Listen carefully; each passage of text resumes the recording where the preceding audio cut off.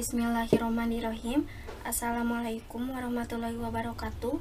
Perkenalkan, nama saya Cindy Aulia dari jurusan Fisika kelas 1A angkatan 2020 dengan NIM 12070300045. Di sini saya akan menjelaskan teori Ibnu Al-Haytham mengenai Light of Stars yang ia tulis dalam kitab Maqalah fi Adwa Al-Kawakib. Sebelumnya kita harus mengenal siapa itu Ibnu Al-Haytham. Nama aslinya adalah Abu Al-Muhammad Al-Hasan Ibnu Haytham, namun para sarjana dan kalangan ilmuwan di barat mengenal beliau dengan nama Al-Hazan.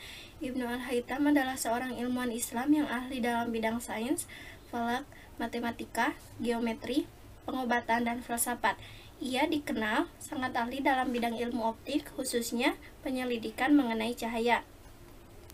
Tercetusnya penyelidikan Ibnu Haytham mengenai cahaya bintang ini adalah karena saat itu sejumlah filsuf mengatakan bahwa bintang merupakan benda gelap sama halnya seperti bulan dan mendapatkan cahayanya dari matahari. Ibnu Al-Haytham melakukan penyelidikan terhadap cahaya bintang dan karakteristik yang terkait. Ibnu Al-Haytham akhirnya menyimpulkan bahwa bintang-bintang itu sendiri memancarkan cahaya dan disebabkan oleh sifat-sifat protein yang mereka miliki sendiri. Hal ini dibuktikan oleh Ibnu Al-Haytham melalui risalah Light of Stars adalah sebagai berikut. Yang pertama, Ibnu Al-Haytham mengemukakan bahwa bintang berbentuk bola karena bintang dilihat dari sudut pandang manapun, dari tahun berapapun, bintang tetap berbentuk seperti ini. Karena saat bintang mengalami revolusi kan berpindah tempat gitu, tetap bentuk bintang ini berbentuk bulat.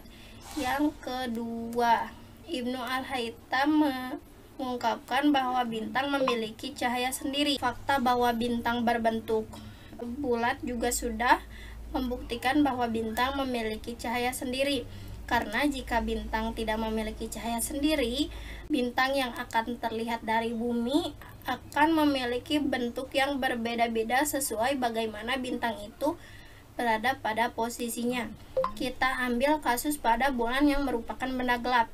Yang pertama, bulan baru. Di sini ketika bulan berada tepat di antara matahari dan bumi, lalu bulan berada satu garis lurus dengan mereka. Di sini permukaan bulan tidak menghadap ke bumi, sehingga pada awal bulan orang-orang di bumi tidak dapat melihat bulan. Yang kedua, bulan sabit awal. Di sini bulan bergerak meninggalkan konjungsi atau titik tengah antara bumi dan matahari, sehingga hanya kurang dari setengah permukaan bulan yang terkena sinar matahari sehingga membentuk sabit awal. Yang ketiga, bulan paruh awal. Di sini posisi bulan tepat 1/4 dari posisi awal bulan, sehingga terkena separuh sempurna dari sinar mataharinya. Yang keempat, bulan cembung awal. Posisi bulan di sini agak belakang dari matahari, sehingga hanya 3/4 bagian yang terkena sinar matahari, hanya segini dari permukaan seluruhnya bulan.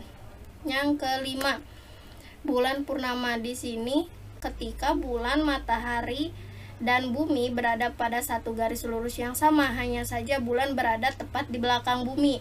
Hal ini menyebabkan sinar matahari yang seharusnya menyinari bulan terhalangi oleh planet bumi yang notabene lebih besar daripada ukuran bulan. Nah, sebelum matahari terbit dari timur dan setelah terbenam di barat, Ibnu Al-Haytham tidak menemukan bahwa tidak ada satupun bintang yang berbentuk seperti sabit maupun bentuk bulan yang lain. Telah ditentukan bahwa semua bintang memiliki sifat dan komposisi yang sama dan tidak ada perbedaan antara sifat fisiknya. Ada beberapa pertanyaan, bagaimana jika bintang dilihat dari lapangan? Bisa jadi bintang memang berbentuk sabit, hanya saja terlihat bulat karena ukuran bintang yang sangat kecil. Meskipun bintang berbentuk bulan sabit, pasti akan ada perubahan bentuk bintang ketika ia mengalami perubahan posisi. Meskipun terlihatnya samar, tetapi bintang tetap terlihat bulat di sini.